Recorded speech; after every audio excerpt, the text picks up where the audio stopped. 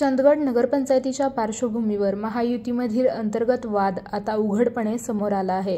भाजपचे आमदार शिवाजीराव पाटील आणि राष्ट्रवादी काँग्रेस अजित पवार गटचे नेते मंत्री हसन मुश्रीफ यांच्यातील गैरसमजावरून राजकारण तापले आहे।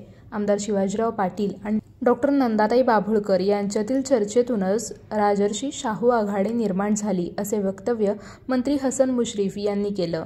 मुश्रीफ यांनी सांगितलं की माजी आमदार राजेश पाटील यांनी राष्ट्रवादी अजित पवार गटाचे स्थानिक नेते म्हणून पक्ष एकाकी राहू नये म्हणून युती करण्याचा निर्णय घेतला।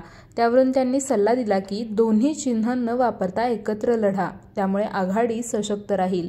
या सल्ल्यानंतरच राजेश पाटील आणि नंदाताई बाभुळकर यांनी युती केली आणि त्या कार्यक्रमास मुश्रीफ उपस्थित होते।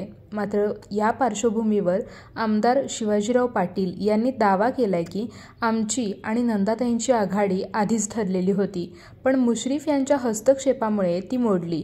शिवाजीराव पाटील यांनी कधीच मला अशी कोणतीही माहिती दिली नव्हती। कालच त्यांच्या फोनवरून मला पहिल्यांदाच हे समजलं। त्यांनी ही गोष्ट माझ्यापासून लपवली होती।